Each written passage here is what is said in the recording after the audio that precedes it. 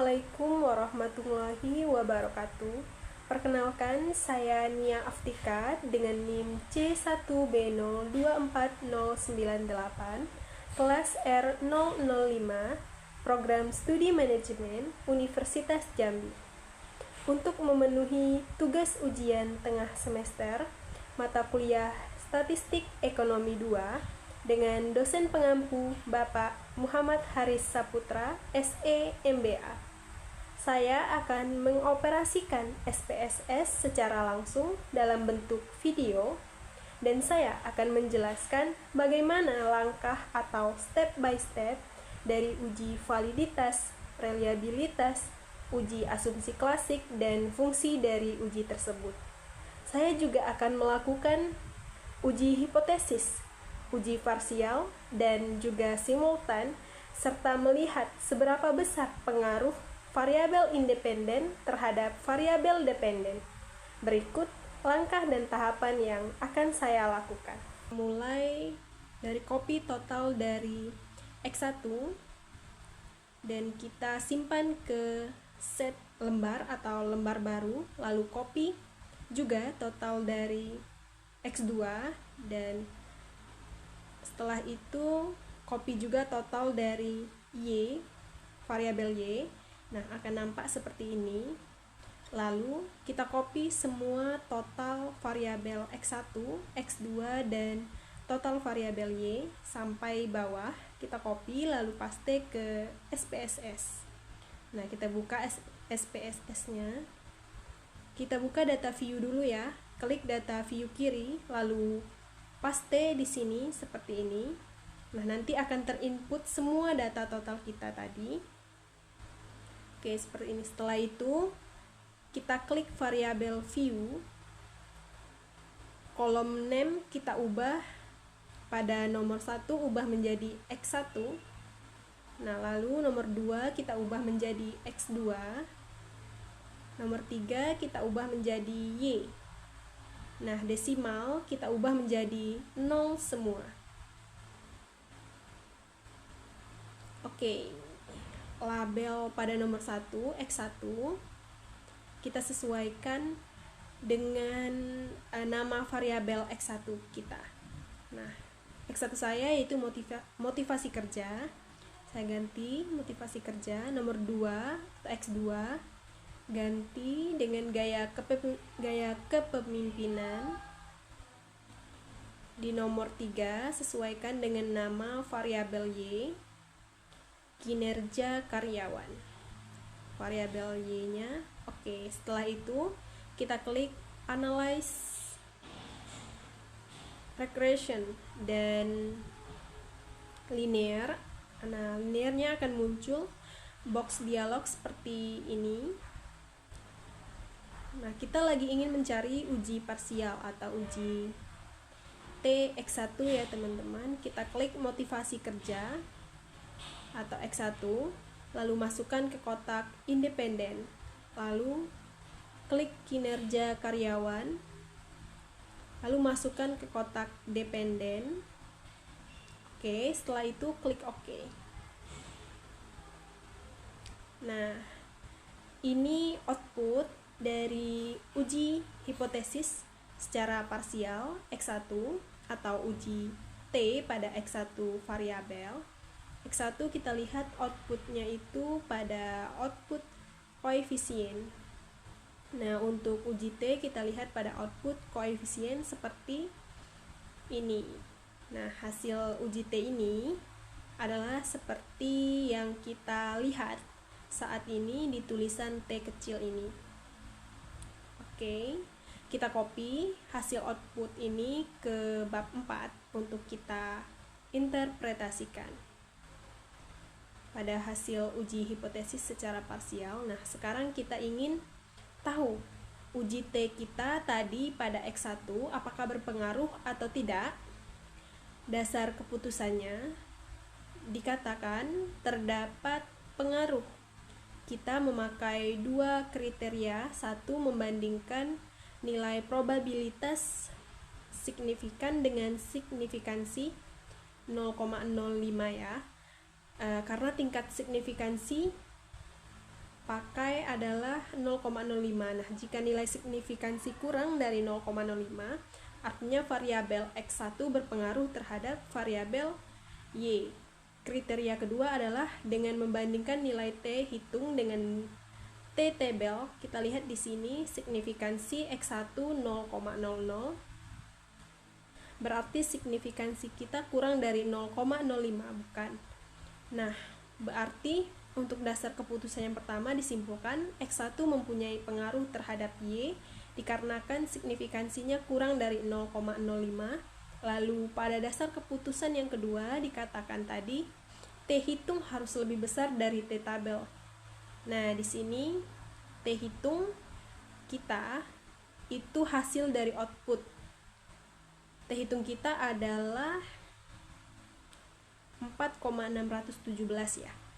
Sedangkan T tabel kita adalah 1,67. Jadi 4,617 lihat dari 1,67. Nah, jadi berdasarkan dua keputusan tadi dapat disimpulkan uji T pada variabel X1 kita mempunyai pengaruh terhadap variabel Y. Nah, oke. Untuk mencari T tabel ini, T tabel kalau dihitungkan dari outputnya, kalau T tabel itu ada rumusnya. Nah, T tabel kita dapatkan dengan rumus N-2 seperti yang tampak seperti pada layar berikut ini. Nah, DF ini didapatkan dari rumus N-2N adalah nilai E jumlah sampel kita. Jumlah sampel saya 57 dikurangi 2. Nah, ini udah rumusnya ya, 2. 2 itu variabel independen kita, ada 2 ya teman. Nah, 57 dikurang 2 maka didapatlah nilai 55.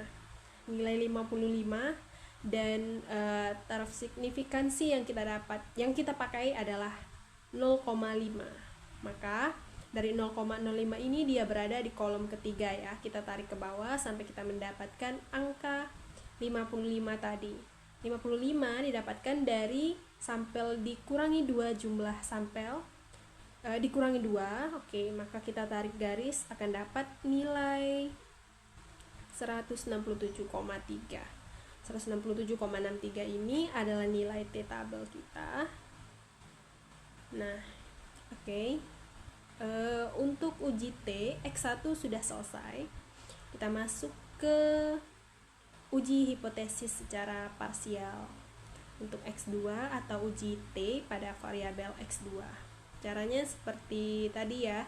Kita buka SPSS yang tadi, lalu kita klik analyze, lalu klik regression, klik linear. Nah, akan muncul box dialog seperti berikut. Lalu kita keluarkan dulu pada kotak independence motivasi kerja. Tadi keluarkan dulu dengan cara seperti ini. Lalu pastikan sudah keluar ya, klik X2, lalu masukkan ke kotak independen. Oke, setelah itu klik OK. Nah, kita sangat singkat untuk mencari tahu uji T pada X2. Kita fokus pada output dari koefisien. Hasil output koefisien ini adalah hasil output dari uji T. Oke, kita masuk ke uji hipotesis secara simultan atau uji F.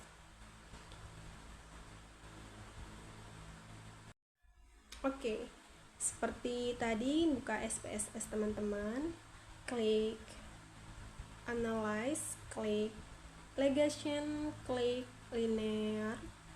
Nah, muncul kotak seperti ini, dialog. Keluarkan dulu teman-teman kotak independen, gaya kepemimpinan tadi kita keluarkan. Lalu masukkan X1 ke kotak independen dan X2 ke kotak independen. Nah, klik OK. Nah, ini hasil dari uji F atau uji simultan. Output dari uji F kita lihat dari output ANOVA ya. Nah, kalau yang tadi koefisien uji T, sedangkan kalau uji F itu output ANOVA. Kita lihat di sini uji F-nya pada kotak ini adalah nilai dengan nilai 33,753 dengan signifikansi 0,00. Oke, kita copy untuk menginterpretasikannya ya.